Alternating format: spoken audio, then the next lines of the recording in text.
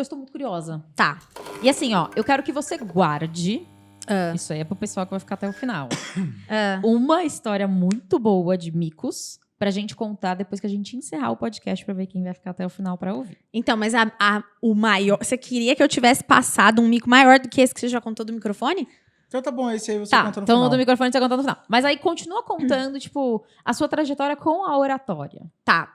Eu, ainda no escritório, quando eu percebi que foi a história do microfone, eu tenho uma outra pro final, então vou contar essa. Eu sabia que precisava desenvolver a minha comunicação, eu fazia parte do Rotary, do Rotaract, que é do Rotary Internacional, fiz parte do Rotary por 11 anos, Pra que é quem um não programa... conhece o que é. É como se fosse uma ONG e ela presta serviços de desenvolvimento de liderança. Então, ela, em um nível maior, por exemplo, ela presta serviços comunitários mesmo. Inclusive, o Rotary foi um dos responsáveis por acabar com a poliomielite no Brasil. De cada vacina da polio, eu não me lembro agora ao certo, mas mais de R$1 e pouco foi o próprio Rotary, é o próprio Rotary até hoje que coloca. Que legal. Então, o Rotary ajudou a erradicar a polio. E aí, eles têm um programa para jovens de menores de 13 anos e depois 13 a 17 e 18 a 30 e depois o Rotary mesmo. Eu fazia parte desse de 18 a 30, que é o Rotaract. Tem vários eventos, desenvolve liderança e tal, e lá a oratória é muito forte. Eles desenvolvem isso muito bem. E eu tinha muito pavor. E aí eu tinha amigos que ficavam, não, você precisa desenvolver. Eu falava que desenvolver, oratória é dom. Eu não nasci para isso. E eles falavam, oratória não é dom, você precisa desenvolver. E aí eles foram me colocando para apresentar coisas. E eu lembro que todas as vezes que tinha evento, eu sempre trabalhei nos bastidores dos eventos, e tinha um amigo meu, Elias, aí eu falava assim, Elias, precisa dar um recado, fala isso, isso, isso. Ele ia lá na frente e falava, gente, a Giovana quer dar um recado. Giovana, por favor, vem aqui dar um recado. Eu queria matar ele. É seu amigo? Ele é muito meu bom. amigo. E aí, depois disso, ele foi me colocando. Aí um dia ele falou, não, vamos, vou resumir bem a história. Resumo da ópera foi que eu cheguei, primeiro eu chorei no camarim, não queria entrar e tal, mas eu era ia pra você dar um apresentar aviso? um Raila, que é um evento de premiação de lideranças. E eu ia fazer o cerimonial Tipo do evento. Oscar. O host do Oscar. Sem É o isso. tapa. É. Tá, só pra você saber, eu fiquei sabendo esses dias do Tapa porque eu perguntei pra alguém, porque, enfim. Fiz uma análise da comunicação não verbal do tapa. Eu só pra você, é que você já sabe disso, mas só pra eu avisar publicamente, desde o ano passado eu não abro o Instagram pra assistir stories de ninguém. Inclusive, ela falou, você notou que eu cortei o cabelo? Eu falei, acabei de notar. Ela não viu nos stories, eu falei, não assisto de ninguém, porque eu não tenho tempo. Mas, enfim, mas é tipo isso, o host do Oscar. Isso. Tá. E aí eu fui... Então, tinha mais de 300 pessoas, inclusive autoridades presentes, autoridades municipais presentes. Era um evento sobre acessibilidade, enfim, era um dia inteiro. E aí eu entrei para fazer a apresentação. Para começar, que eu fiquei tão nervosa, que você compõe a mesa diretiva de trabalhos, então você chama as autoridades, e aí aí você toca o hino nacional, você chama o hino nacional, e aí no momento que você vai chamar o palestrante, por exemplo, você já tem que ter desfeito essa mesa, para o palestrante não ficar de costa para eles. Eu fiz tudo errado, né? Obviamente, eu tava muito nervosa. E aí, eu já tinha chorado no camarim, eu não queria entrar. Enfim, foi um auê. Na hora do hino nacional, eu fui descer as escadas, tropecei no fio do som, de tanto que eu tremia, né? Tropecei no fio do som e desliguei o hino nacional na frente de 300 pessoas. E todo mundo percebeu, obviamente, que eu tinha desligado o hino nacional. Aí começa tudo de novo. Aí pensa que eu já estava nervosa, aí eu tinha que voltar pro palco. Chamei o palestrante, esqueci de desfazer a mesa de trabalhos, o palestrante de costa para as principais autoridades da cidade. E uma pessoa lá no fundo assim para mim, desfaz a mesa. E eu assim, Que é? tudo errado. E aí, naquele dia, eu saí decidida, né? Falei, não, nunca mais. E aí, eu queria morrer, porque as pessoas falavam assim, Giovana, mas você fala tão bem. Foi bom. E eu sabia que era pena, entendeu? Era pena. Aí eu ficava com muita raiva. Eu acho que é assim. Só uma coisa, você caiu ou você só tropeçou? Não, eu só tropecei, Tá. né? Porque, assim, eu acho que assim. Tá bom, né? Tudo tem um limite ali, né? Ah. Você fazer uma palestra e falar assim, tá, ó, foi bom. Aham. Agora, derrubar o hino todo e a pessoa chegar e falar assim, não foi bom? Foi bom, Pô, que dó. Esse amigo, hein? É. E aí eu falei, não, nunca mais, isso aqui não é pra mim. E aí depois disso teve uma outra situação que aí eu posso contar pra vocês no final, pra quem ficar e der like no vídeo. Boa. E aí o que acontece? A pessoa pode se inscrever também? Por favor, se inscrevam no canal. Comentar também, tá? Tá, e compartilha. Aí, o que a gente... Depois disso, eu comecei desse outro episódio. Aí eu falei... As pessoas falavam pra mim... Não, você precisa ir fazer um treinamento. E eu comecei a estudar oratória. Na época, falava-se muito pouco em comunicação. Isso já tem mais de 5 anos. E a gente sabe o quanto o mercado evoluiu nesse período, né? E aí, eu fiz um curso e eu comecei a perceber que eu melhorei. Aí, eu fui participar de um concurso distrital da fase classificatória. Um concurso distrital entre os Rotaries, com mais ou menos 30 pessoas competindo. Só que tinha um treinamento antes, então eu fui pelo treinamento.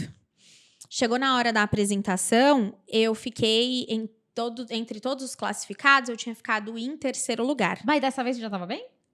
Eu ainda passei muito mal. No hotel, antes de fazer a apresentação, eu vomitei. Eu não tinha jantado, eu não tinha tomado café da manhã e eu vomitei água, assim, porque... E aí você tomou uma garrafa de gin? Não, deveria, né? Talvez, não. Não, e aí eu estava muito nervosa, mas assim, o discurso era bom.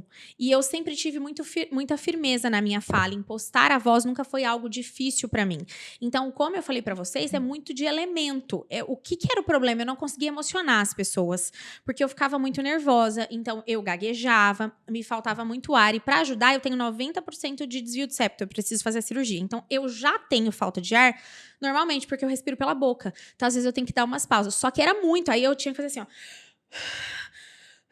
E voltar, entendeu? E, além disso, eu suava muito. Meu cabelo molhava, não tinha condições. Mas eu fiquei em 3º lugar. Foi muito triste, assim. Mas, porra, você ficou em 3º lugar. Aí, mas isso na classificatória. E aí, a hora que eu fiquei em 3º lugar, eu falei, opa. Tipo, na classificatória significa que você vai competir. Não, era 30, saíam 5 pra final. Ah, tá. Então, eu tava na classificatória. Eu fiquei em 3º. E aí, eu falei assim, ué, 3º? Né? De quase 30? Então, acho que esse negócio aqui que eu tô treinando, treino. Aí, sangue no olho, né? Porque eu sou competitiva. E aí, sangue no olho... Fácil, né? E aí, eu comecei a ver que eu estava evoluindo e eu já escrevia bem, então os discursos eram bons. E no concurso, você tem que falar no mínimo 3 minutos, no máximo 5. Senão, tem desconto de ponto. E tem tema.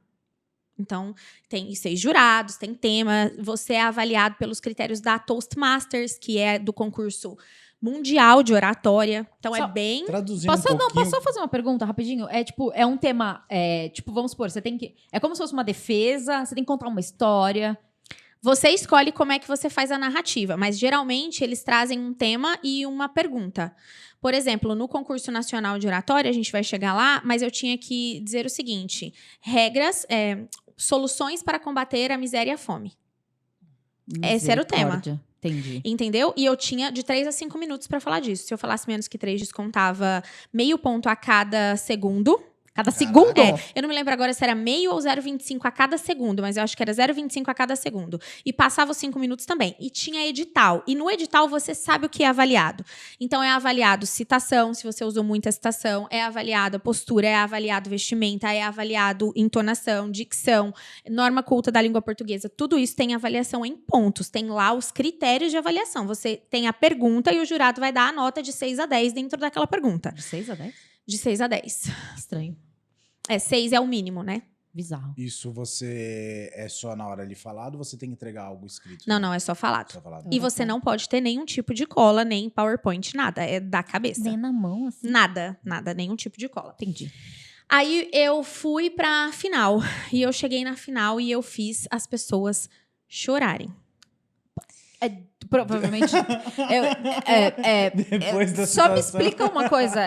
Que tipo de choro? De raiva, Não, de não, dó. de emoção Ai, mesmo, que bom. assim. Já tava bom. Graças a E Deus. aí eu ganhei o concurso distrital de oratória. Só que aí, naquele momento, eu não sabia se eu comemorava ou se eu chorava de desespero, porque quem ganha o distrital ganha uma vaga no nacional. E aí eu tinha que representar o Muito distrito no concurso nacional de oratória. Não, que mas foi... você estava melhorando, não estava? Sim, aí eu tive 6 meses. Aí, nesses 6 meses, eu mergulhei completamente na comunicação. Eu comecei a fazer curso e ler livro e treinar técnica. E essa não dava certo, eu ia para aquela. Então, foi um trabalho muito difícil. Por isso que eu falo a dificuldade de você querer fazer sozinho. Porque eu não tinha um mentor. Eu não tinha um professor que pegasse na minha mão, como eu pego nos meus alunos, e eu falo para eles, eu pego na mão de vocês aqui e eu só solto a hora que eu ver o resultado.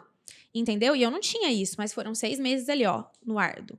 E aí eu fui para o concurso nacional de oratória, fui classificada também, então lá tinham 30 e poucos, eu fiquei entre os 10. Fui para a segunda fase, que era já a semifinal.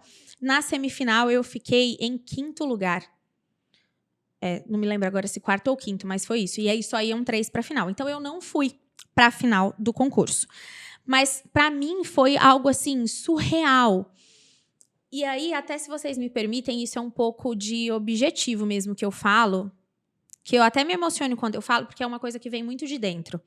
Claro que todo mundo vai para o concurso nacional de oratória e todo mundo que vai para o concurso quer o troféu. Só que foi lá que eu entendi o poder do que eu vim fazer no mundo e do quanto eu posso melhorar a vida das pessoas. Porque eu não ganhei o troféu. Só que, depois do meu discurso, teve até um jornalista que veio me falar que eu tinha que seguir carreira política. Mentira! Mas, depois de um dos discursos, tiveram muitas pessoas que vieram me falar, olha, eu ia sair do Rotaract, não vou mais, olha isso.